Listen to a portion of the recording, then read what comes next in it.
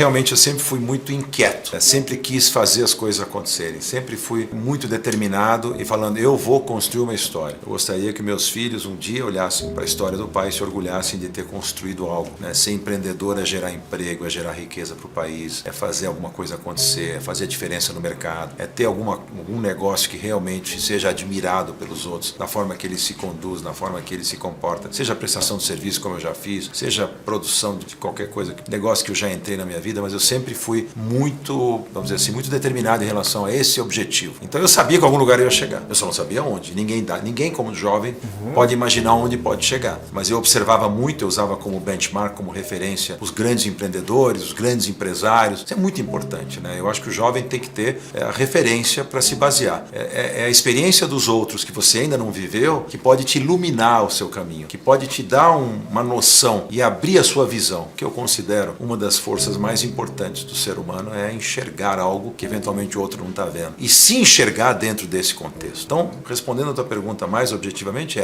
eu me enxergava em algum lugar muito grande no futuro e eu queria estar lá. Eu não vou passar essa vida para ser medíocre ou ser só mais um. Eu vou tentar ser alguém especial e para isso eu me dediquei bastante. Medo e insegurança são intrínsecos do ser humano, é natural. A gente tem medo quando está numa altura e olhar para baixo e tem sensação de frio na espinha. A gente tem medo quando a gente vai enfrentar um projeto e a gente não sabe o que pode acontecer. A insegurança é natural, é super natural. Para entrar em coisa nova, sair da zona de conforto, todos esses aspectos e todas essas situações geram medo e insegurança. Quem disser, mas pode ser o Warren Buffett, pode ser o Steve Jobs, pode ser o Bill Gates, você, eu, qualquer um que está nos vendo agora, disser que nunca teve insegurança ou medo em alguma situação. Agora, como você vai enfrentar o seu medo? A coragem foi definida entre as 500 maiores empresas do mundo como um dos itens mais importantes no sucesso dela. A coragem de investir, a coragem de acreditar, a coragem de enfrentar as crises, a coragem de ter criatividade, de não desistir nunca, de ter essa determinação. Tudo isso faz parte, vamos dizer assim, da definição do sucesso. Então,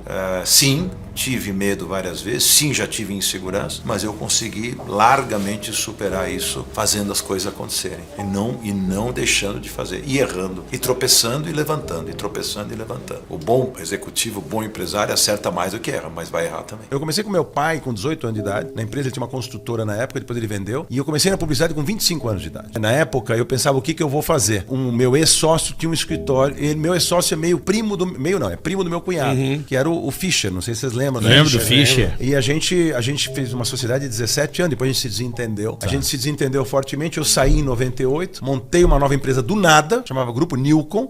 A Nilcon eu montei, esse nome eu inventei. Em 4 anos, em 2002, já era líder de mercado. Foi o maior crescimento da história da propaganda da América Latina. Não tem nada igual. Saí do zero para primeiro lugar no ranking em 4 anos, depois de ter tido uma operação de sucesso com o meu sócio. Eu escrevi até um livro, eu escrevi 2 livros. O primeiro livro, que era Construindo uma Vida, era minha biografia empresarial. E tem uma frase dele na época que a gente não se acertou nem direito no quanto ele ia me pagar para eu sair. A empresa valia mais do que ele acabou me pagando. A última frase que eu ouvi dele, quando eu falei, eu prefiro receber menos e estar livre para fazer do meu jeito do que ficar com você. Então eu vou embora e recebi menos. Mesmo recebendo menos. Aí ele falou assim, vou te destruir no mercado. E só o mercado sabe o que aconteceu com a empresa dele. Quem destruiu quem? O mercado sabe o que aconteceu com a minha empresa, mas eu não tenho prazer nenhum em falar isso, não é isso? Eu não se deseja isso para ninguém. Lógico. Eu não queria destruir ele, eu queria que ele fosse feliz no espaço dele, do jeito dele. Você pode desejar mal pros outros, são uma das piores sensações que um ser humano pode ter. Eu sempre falo isso, falo pros jovens, inclusive, não tenha inveja. Queira ter, mas não queira que o outro não tenha, entendeu? Você pode querer ter. A tua ambição, ela é válida, desde que ela não seja aquela ambição que vai passar por cima de todo mundo. Eu nunca na vida quis passar por cima de ninguém, puxar o tapete de ninguém, atropelar ninguém. E olha que tive a oportunidade de fazer negócio e eu não quis fazer desse jeito. Eu brinco que no Brasil, ser honesto não é difícil porque a concorrência é pequena, né? Fazia umas palestras que eu agora cansei um pouco de fazer, ela chamava 7 forças que te levam ao sucesso. Uma das forças eu tive que incluir a força do caráter. Se eu morasse na Suíça e tivesse educação suíça, ou eventualmente até americana, eu diria assim, eu não teria 7 forças da minha palestra se eu fosse um suíço, ou um americano, ou um alemão. Não, porque a força do caráter para eles é uma coisa intrínseca neles. No brasileiro, é uma coisa... Nós somos um povo de boa índole, mas nós somos um povo muito espertalhão num monte de sentidos. O que eu fiz, só para vocês entenderem? Onde eu sou mais eficiente? Primeiro que parar é a pior coisa do mundo. Eu podia, eventualmente, financeiramente, me acomodar e parar, porque eu já tinha conquistado todas as minhas metas financeiras, etc. Mas parar, a vida é como andar de bicicleta. Você parar de pedalar, você cai. E a verdade é assim, você não tem mais, você não é mais produtivo, se você não tá fazendo coisas, qual é a graça da vida, né? Eu sempre falo, você ficar de férias a vida toda, que graça tem? Você pode até diminuir, mas... Não, diminuir ok. Não, e é você se posicionar. Que seria do trabalho se não houvesse férias, que seria das férias se não houvesse trabalho. A graça das férias é até que você tá cansado e quer descansar. Então, a ideia aqui era, onde que eu sou mais útil, né? Eu brinco que o poder do homem tá na agenda vazia, não na agenda cheia. O que é agenda vazia? Aquela que eu faço. Eu não dependo dela. O Jeff Bezos é um cara também que começou, de novo, numa sala menor que essa garagem daqui. Dele. E olha onde o cara chegou e o cara conseguiu dominar o planeta, apesar dos Alibabás da vida e tudo. A Amazon ainda é a referência. Ainda é. O que eu sempre falo pros jovens também, sempre falo assim, seja curioso, queira aprender, sempre pergunte por que não. Nunca tem uma resposta não. É por que não, tudo pode ser feito. Olha esses caras como benchmark. Benchmark em inglês significa referência. Referência. Quem foram as referências? Para mim, as referências, eu posso acreditar grande parte do sucesso da minha vida empresarial, aí eu ter tido a humildade de entender que eu preciso ter referências, no Brasil e fora. Então, assim, quem são as pessoas que eu realmente admirei e por que esses caras são diferenciados? Sabe por quê? Porque eles têm uma visão, eles enxergam algo que ninguém tá vendo. Eles entendem o mercado e as necessidades que o mercado tem antes dos outros. Então, eles estão na frente do seu tempo. Então, pouca gente, né? Tanta gente assim que consegue ter esse tipo de qualificação. Mas são caras que a gente tem que observar. Eu me envolvo, eu quero... a régua é alta, eu quero buscar o melhor possível.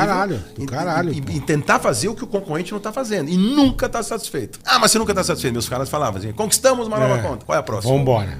Eu não consigo, assim, não consigo. É sempre motivado por alguma coisa. E isso, esse drive que esses caras têm. O que esse cara precisava mais? Não O para. cara já é o cara mais rico do mundo, já tem tudo que ele quer. Então não é a questão do dinheiro, né? É a questão da realização. O cara já tinha Tesla, pô. Tesla, tinha tudo. Eu tô vendo outro dia. Agora comprou o Twitter. O sucesso de um empresário tá em acertar mais do que errar. Tá?